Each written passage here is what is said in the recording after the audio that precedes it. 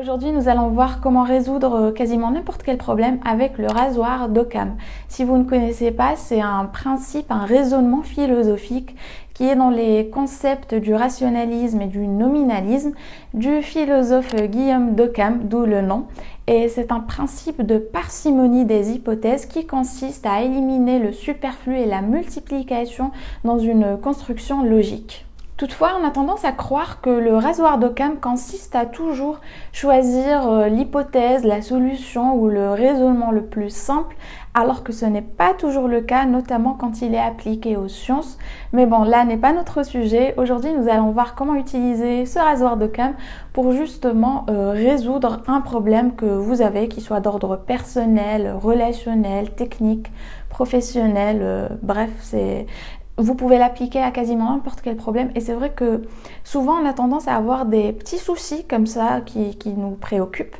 Et on les garde quelque part dans notre tête et ça, en fait, ça nous empêche de vivre le moment présent. Ça occupe énormément d'espace mental et du coup on ne peut pas donner notre pleine attention à quoi que ce soit parce qu'il y a plein de petits soucis, plein de petits trucs qu'on aimerait résoudre, qu'on aimerait régler, mais on ne le fait pas. Et donc moi ce que je fais, c'est que souvent je fais soit ce que je vous ai déjà montré dans mon bullet journal, ce que j'appelle l'inventaire mental. Donc je mets tout ce qui me tourne dans la tête là-dedans, mais aussi je vais prendre à part tout ce que j'ai comme petits soucis, comme petits problèmes, comme petites choses à régler.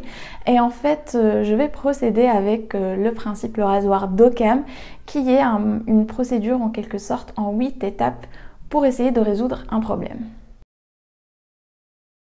La première étape, c'est bien évidemment d'identifier clairement le problème que vous avez.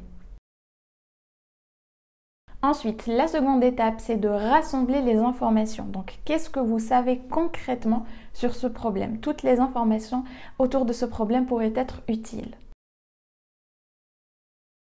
La troisième étape, c'est d'analyser les informations que vous venez d'énumérer et d'essayer surtout de trouver quelle est la cause et la source de ce problème. Et je trouve que ça, c'est très important. La quatrième étape, c'est de générer des solutions. Donc à partir de ce moment-là, nous allons essayer de suggérer des solutions qui pourraient résoudre ce problème et non négliger aucune.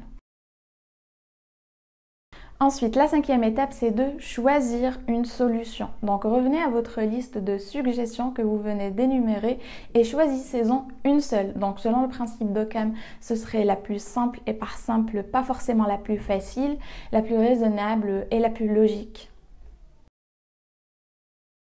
La sixième étape, c'est d'implémenter cette solution. Donc, qu'est-ce que vous allez en faire, comment l'appliquer et puis commencer la mise en place de cette solution que vous avez choisie. La septième étape, c'est l'audit. Donc, après un certain temps, revenez sur ce problème et posez-vous les questions. Est-ce que cette solution a résolu finalement ce problème? Est-ce qu'elle l'a aggravé? Est-ce qu'elle l'a résolu complètement ou partiellement? Bref, faites le point sur ça. La huitième et dernière étape, c'est de progresser. Donc, qu'est-ce que vous pouvez faire pour améliorer le travail accompli? Analysez ce que vous avez fait auparavant et qu'est-ce que vous auriez pu faire différemment? Qu'est-ce que vous auriez aimé faire différemment?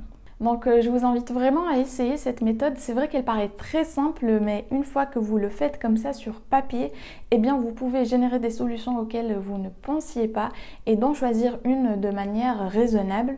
Donc ça peut être n'importe quel problème franchement, parce que je voulais un exemple pour illustrer cette méthode et j'avais demandé à mon conjoint donne-moi un exemple de problème que je pourrais utiliser pour donner un exemple concret. Et il a réfléchi, il m'a dit la vaisselle. Donc c'est vrai que nous, à la maison, nous avons ce souci de la vaisselle. C'est-à-dire que moi, je n'aime pas faire la vaisselle et lui, il n'aime pas faire la vaisselle non plus. Donc on se retrouve toujours avec de la vaisselle sale, voilà. Et on déteste faire la vaisselle tous les deux. Donc pour nous, c'est un souci au quotidien, c'est la vaisselle. Et donc, je pense que je vais le faire. Donc je vais prendre une feuille, un papier et je vais vous filmer comment j'utilise cette méthode-là pour justement trouver une solution à un problème qui peut être aussi simple que la vaisselle, mais ça pourrait être utilisé pour un problème beaucoup plus sérieux que ça. Enfin bref, je vous laisse avec le petit exemple et je reviens pour... Alors pour nous, le problème était assez simple à identifier parce qu'il était déjà assez clair à la base, c'est l'accumulation de vaisselle sale, c'est-à-dire qu'on se retrouve toujours avec une tonne de vaisselle sale. Alors on a essayé de rassembler les informations un petit peu ensemble et en fait je suis un petit peu accusée d'utiliser trop de vaisselle quand je cuisine et de l'éparpiller également. On n'aime pas faire la vaisselle tous les deux et on ne lave pas tout de suite la vaisselle utilisée. Alors après avoir analysé les informations, je me suis rendu compte que quand l'égouttoir est plein, eh bien je ne fais pas la vaisselle tout simplement parce que ça me décourage. Je n'aime pas vider l'égouttoir et même s'il y a très peu de vaisselle à faire, je ne vais pas la faire. Et on s'est également rendu compte qu'on ne se partage pas la tâche équitablement.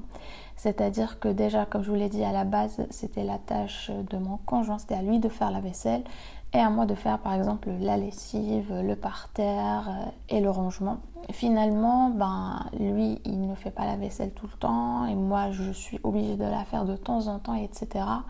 Et donc, il y a un déséquilibre déjà dans toutes les tâches, ce qui fait que même quand je peux faire la vaisselle, je ne la fais pas parce que moi, j'ai d'autres tâches à faire.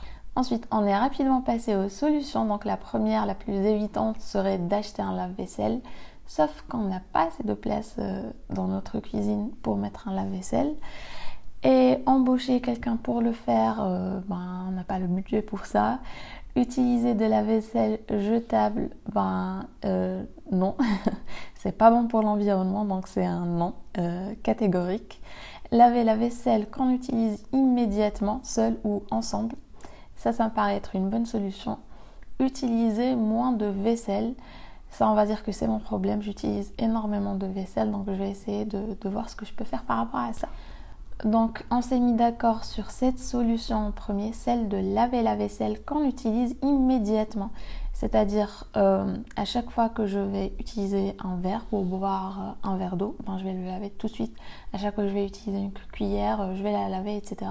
Et à chaque fois qu'on dîne ou qu'on déjeune ensemble, on va débarrasser ensemble et laver la vaisselle ensemble juste après. Après, pour la planification de l'implémentation de cette solution, comme je vous l'ai dit, on va laver la vaisselle qu'on utilise immédiatement à chaque fois. Et on va aussi laver la vaisselle que l'autre utilise pour cuisiner. C'est-à-dire que si c'est lui qui est en train de cuisiner, je vais aller l'aider en lavant la vaisselle qu'il est en train d'utiliser. Et si c'est moi qui cuisine, c'est la même chose. Il viendra laver la vaisselle que je suis en train d'utiliser. Comme ça, on ne laissera pas la vaisselle s'accumuler. Alors cela fait une semaine que j'ai tourné cette vidéo et qu'on a utilisé le principe, le rasoir d'Occam pour trouver une solution à notre problème. Je peux vous faire un petit retour par rapport à l'implémentation et au test de notre solution. Donc ça a plutôt bien marché les premiers jours. C'est vrai qu'on lavait la vaisselle qu'on utilisait, on ne laissait pas la vaisselle s'accumuler.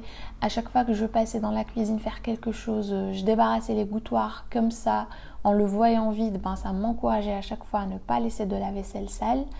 Mais par contre, on a rencontré un problème inattendu et qui est la coupure d'eau. On a des coupures d'eau ces derniers temps, tout à fait aléatoires. Donc ça nous complique un petit peu notre tâche de laver la vaisselle à chaque fois immédiatement, étant donné que quand il n'y a pas d'eau, on est obligé de la laisser, d'attendre que l'eau revienne.